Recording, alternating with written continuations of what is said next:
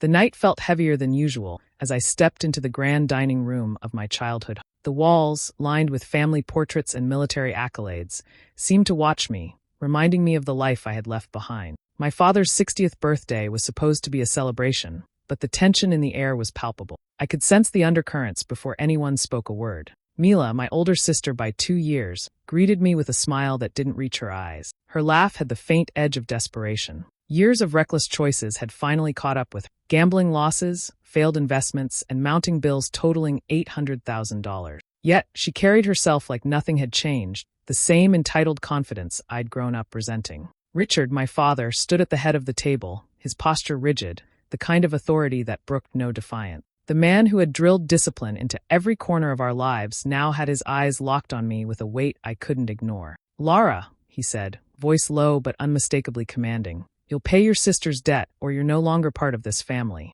The words hit me, but not in the way he intended. I felt no fear, no guilt. Years of striving to build my independence, to carve out a life on my own terms, had prepared me for this exact moment. I could see the shock ripple across the table, the tension twisting the lines of their faces. Mila's lips parted in disbelief, her eyes wide and calculating, like she was expecting me to crumble. Richard's jaw tightened, a physical manifestation of the disappointment he tried to mask.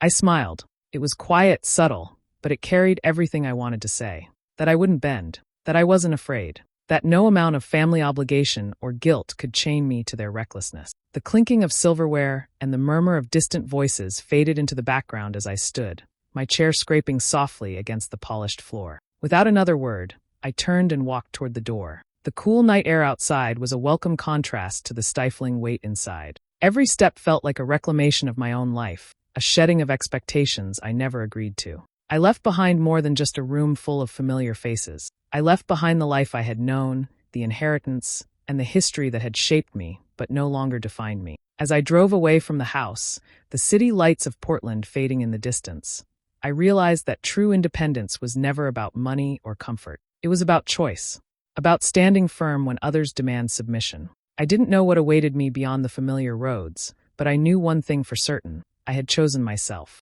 And in that moment, I smiled again, not with triumph, not with malice, but with quiet certainty. I had disappeared from their world, yet for the first time, I had truly arrived in my own. It started as a dull, nagging worry when I checked my accounts one quiet morning. At first, I thought it was a bank error, a misplaced transaction or temporary hold. But as I scrolled through the numbers, my stomach sank. Every account I owned, every hard-earned dollar I had saved was gone. Confusion quickly turned into disbelief. Statements I had meticulously managed showed sudden withdrawals I hadn't authorized. My mortgage was unpaid, my car loan vanished, and my savings were wiped clean. It felt impossible, like someone had reached into my life and plucked everything I'd built from beneath me. The truth hit hard. The Quinn family business, the same one I had refused to use as a lifeline for Mila, had secretly merged my name into a new contract without my permission. The legal papers were signed, stamped, and filed, all without my knowledge. It wasn't just a clever scheme, it was a calculated move to seize control of my assets.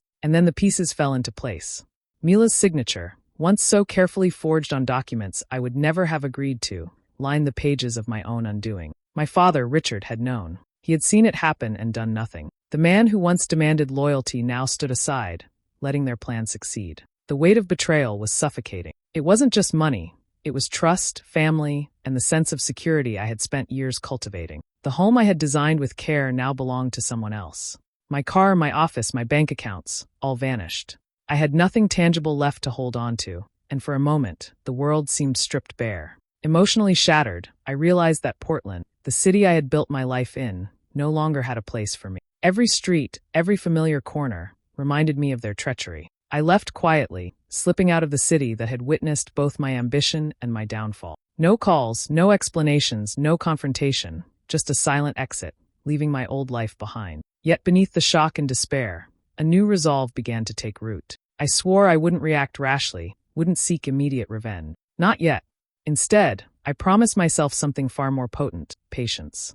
I would observe, plan, and prepare. I would return, not in desperation or anger, but armed with knowledge, strategy, and an unshakable focus. The world I had known, the family I once trusted, had tried to break me. And in that attempt, they had only fueled a determination that burned brighter than. I carried nothing but a new sense of purpose, a quiet intensity that would guide my next steps. I disappeared that day, but it wasn't surrender. It was preparation. I would return smarter, colder, and ready. The Quinns had taken everything, or so they thought. And somewhere deep inside, a plan began to form. Denver was unfamiliar at first, a city of clean lines and distant mountains, but it offered anonymity I desperately needed. Under the name Elise Hart, I started over, leaving Portland, my past, and the Quinns behind. Every detail of this new life was deliberate, a carefully constructed identity with no ties to the woman I had once been. I founded a small architecture firm, modest at the beginning, but built on precision, vision, and a quiet determination. Each project became a stepping stone. Small offices grew into commercial renovations, modest homes into sleek modern residences. Slowly, influential clients noticed, drawn not only to the designs but to the efficiency and discretion I offered. Denver became a canvas for both my work and my reinvention. While I focused on growth, my mind never strayed far from the betrayal that had forced me to flee. I discovered the architect of my ruin wasn't only my family. Clayton Rhodes, a man I had trusted by association, my father's longtime friend and lawyer, had orchestrated the documents that drained me. He had exploited his knowledge of contracts, signatures, and loopholes to weaponize the law against me. Realizing this shifted my focus. My fight wasn't just against my family anymore. It extended to the network of corruption that had facilitated it. I began to observe patiently and strategically. People connected to Rhodes, colleagues, former clients, even casual acquaintances, became part of my silent investigation. I wore a mask of naivety, appearing inexperienced, approachable, even harmless. Behind the facade, I collected information, noted inconsistencies, traced connections, and quietly documented evidence that would one day serve as leverage. Every encounter reinforced a truth I embraced. Power could be subtle, invisible, and patient. While others flaunted wealth, authority, or fear, I cultivated precision, knowledge, and timing. My motto emerged naturally. They took my money. I'll take their peace. It wasn't revenge for immediate satisfaction. It was a commitment to eventual justice. Years passed quietly. My firm expanded steadily, reputation solidifying without ever drawing attention to my true identity. I refined my skills, built networks of trustworthy allies, and most importantly, stayed invisible to the people who had wronged me. Each successful project added credibility to Elise Hart, and each day added to the foundation of the plan that was quietly formed. Even in solitude, I felt the sharp satisfaction of control. My anger, once raw and reactive, had transformed into clarity. Every strategy, every alliance, every note I took was a brick in the structure I was building. A structure designed not only to reclaim what was mine, but to ensure the people who had destroyed me would feel the weight of their choices. Denver became more than a refuge. It became a proving ground. I was no longer the vulnerable daughter or sister. I was Elise Hart, observant, meticulous, and untouchable. The quiet years were not years of hiding. They were years of becoming unstoppable, preparing for the moment when the balance would shift.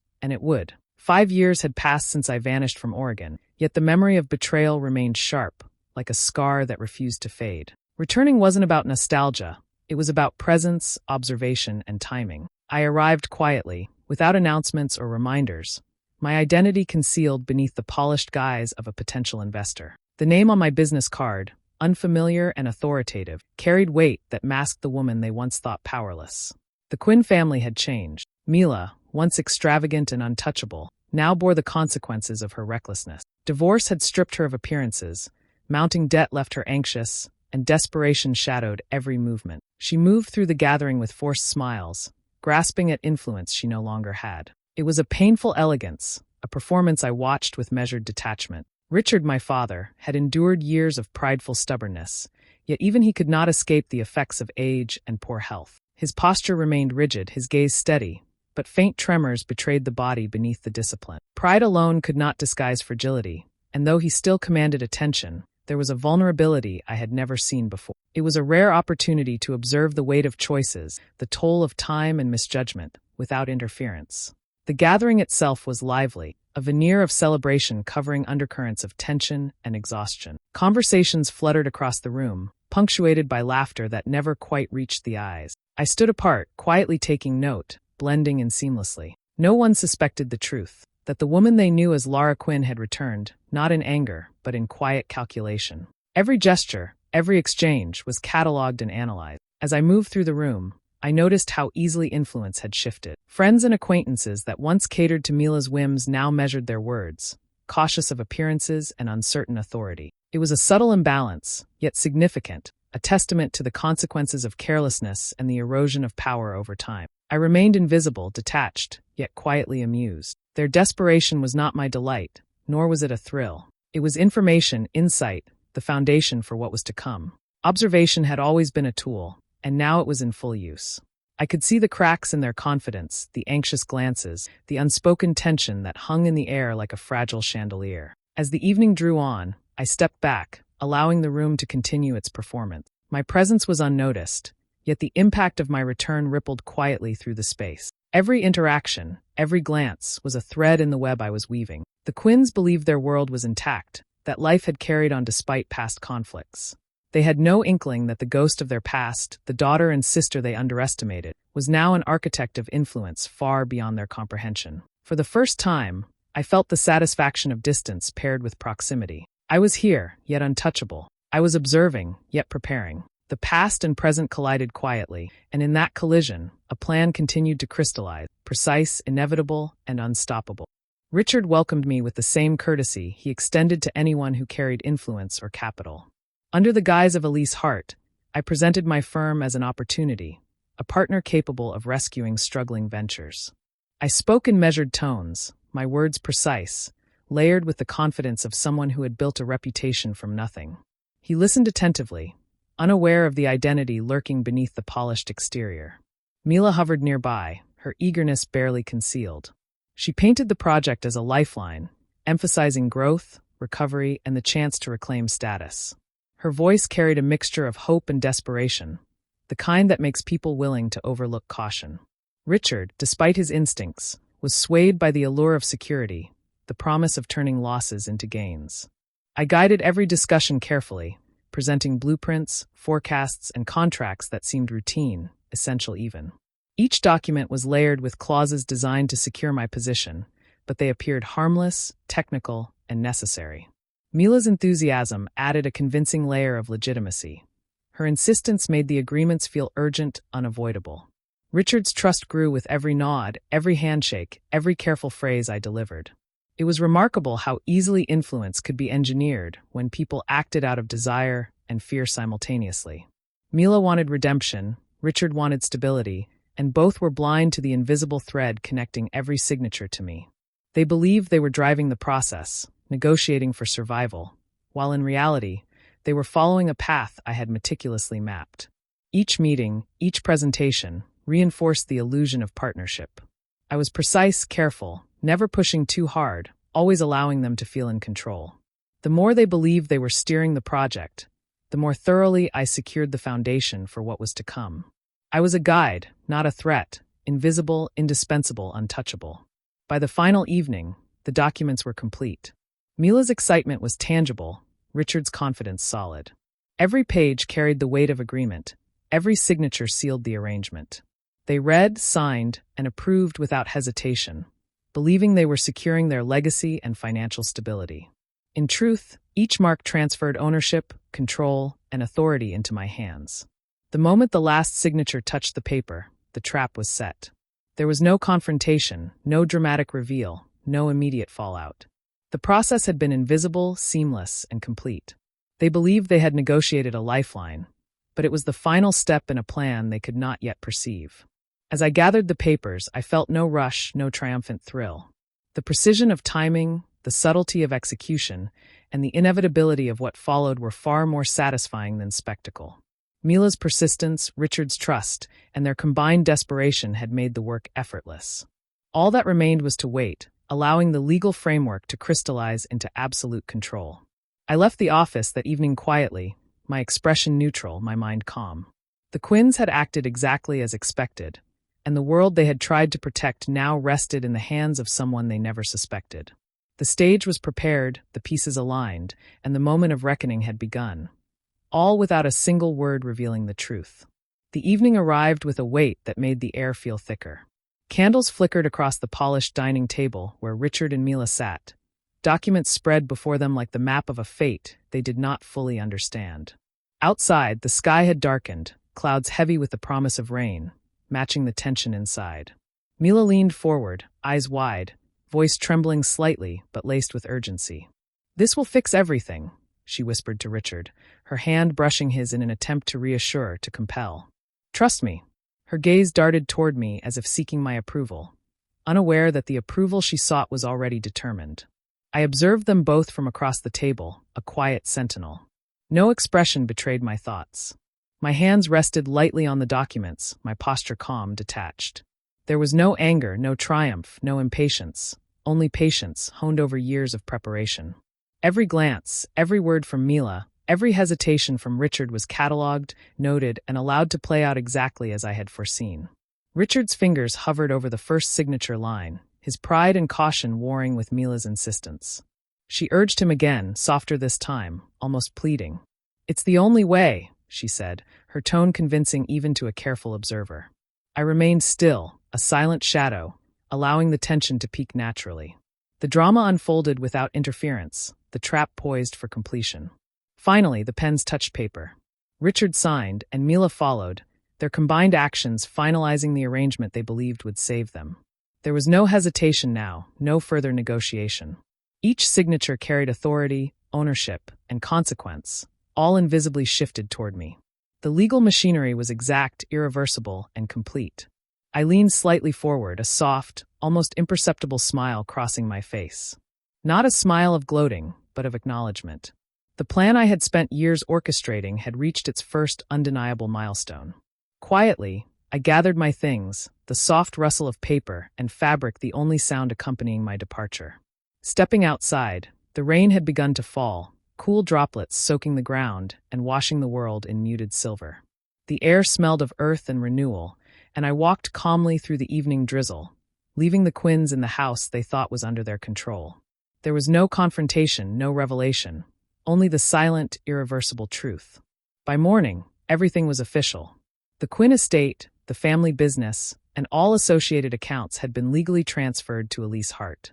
Not a single misstep, not a hint of suspicion, had interrupted the process. The world they had clung to, the legacy they had sought to protect, had quietly shifted, and they were none the wiser. I stood later that morning, watching from a distance as the first rays of sunlight hit the estate. The documents, the contracts, the ownership, all legally aligned with a reality they could not yet comprehend. The work was done with precision, with patience, and with a calculated calm. And in that stillness, I understood fully. This was not revenge in its loudest form. It was strategy realized, a quiet culmination of years spent preparing, waiting, and moving unseen.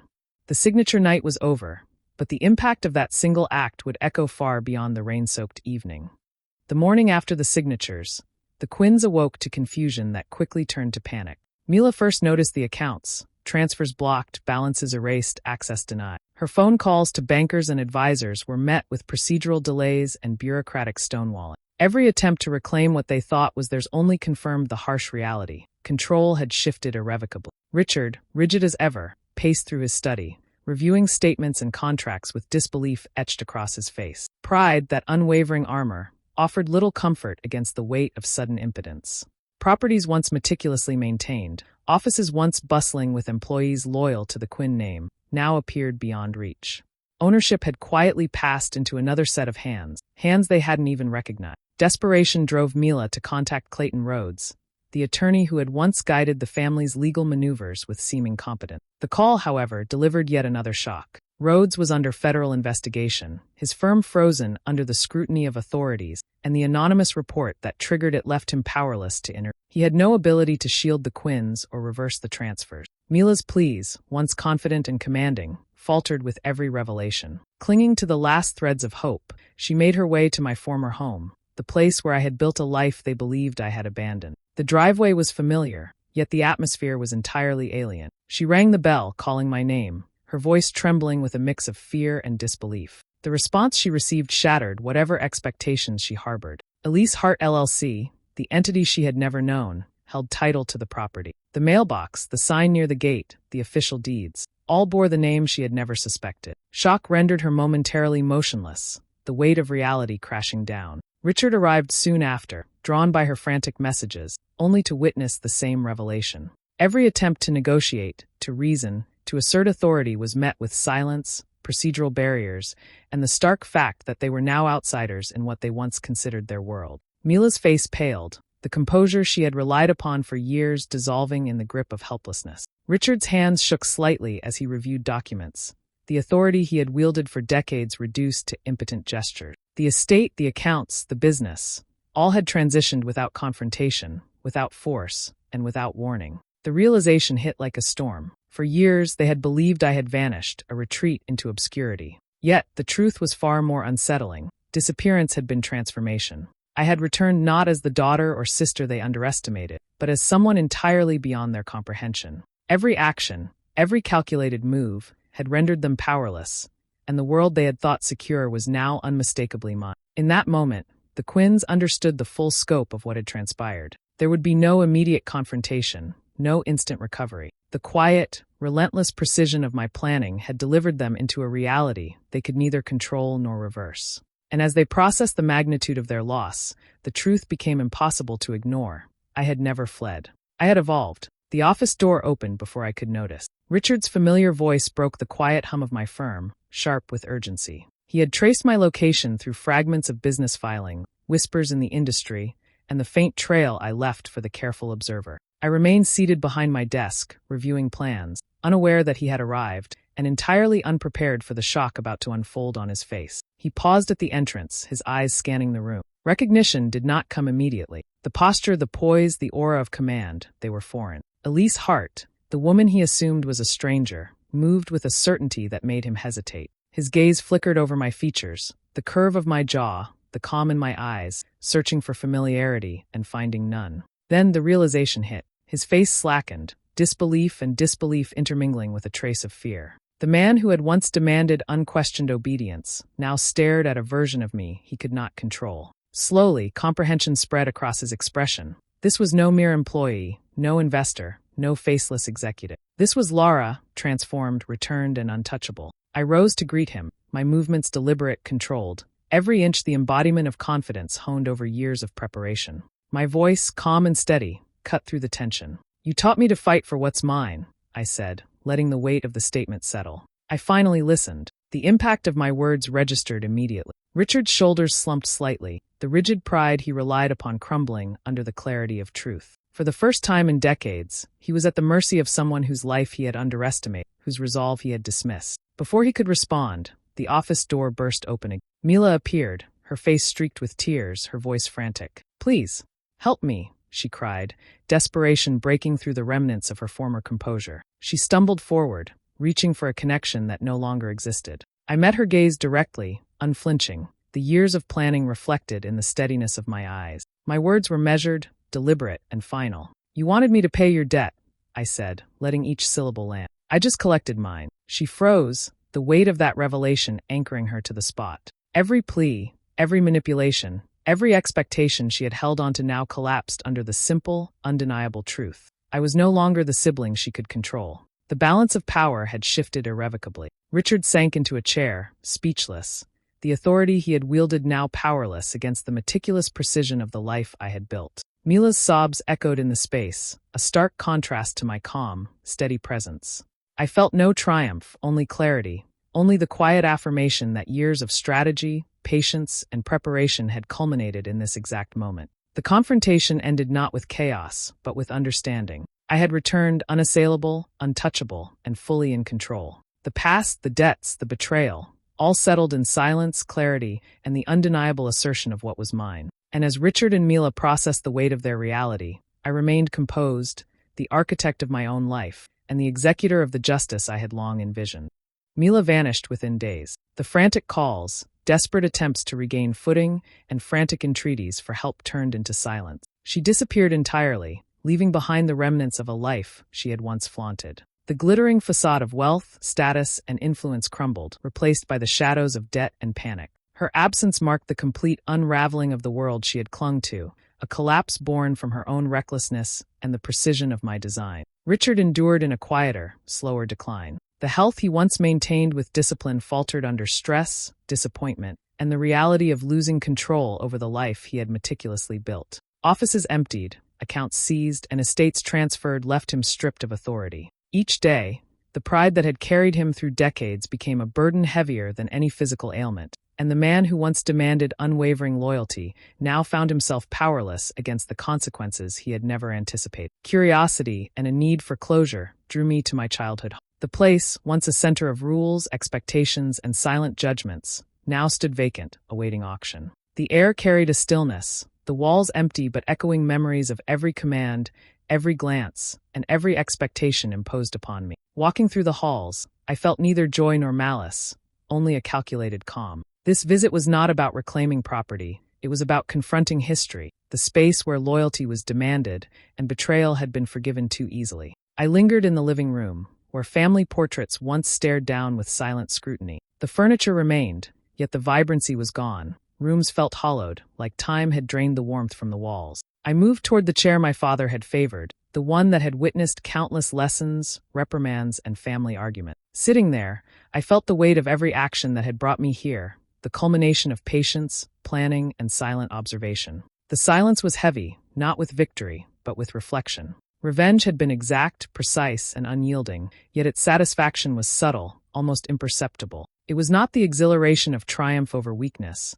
but the quiet understanding that justice, as I defined it, had been fulfilled. There was no celebration, no sense of conquest, only the cold serenity of equilibrium restored. I whispered softly, words meant only for myself, perhaps for the memory of my father who had taught me the meaning of loyalty. You taught me loyalty. You just forgot what it meant. The phrase lingered in the empty room, a quiet acknowledgement of the lessons learned and the balance finally achieved. For the first time, I felt complete detachment from the world I had left behind. The estate, the memories, and the figures of my past no longer held sway over me. I had returned, acted, and left consequences in place.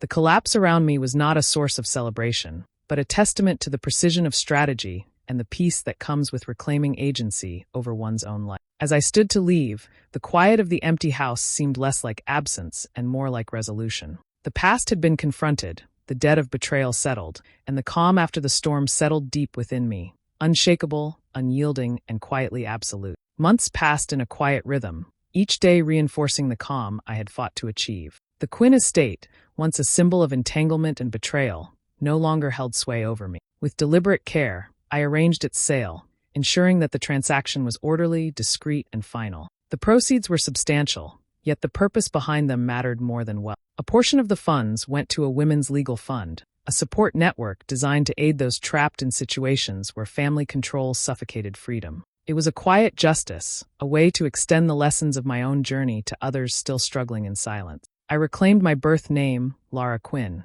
restoring the identity I had set aside for survival, yet I maintained the privacy I had cultivated as Elise Hart. Public exposure was unnecessary. The transformation had been inward as much as outward, a rebirth that required no audience. To the world, I was present, engaged, and successful, yet untouchable. The balance of visibility and discretion became a personal fortress, safeguarding my autonomy while leaving my past exactly where it belonged, behind me. One evening, the house, now largely empty and echoing with memories, became the stage for a final act of closure. I gathered the old family photograph, the one that had captured smiles, discipline, and expectations, and placed it carefully into the fireplace. Flames licked the edges, and I watched as the image of a family that had tried to define me dissolved into smoke and ash. The act was symbolic, a cleansing of history, grievances, and attachments that had once bound me. As the ashes spiraled upward, carried by the gentle drafts of the chimney, I felt a sense of release. It was subtle, not loud or exultant, but profoundly satisfying. There was no desire for celebration,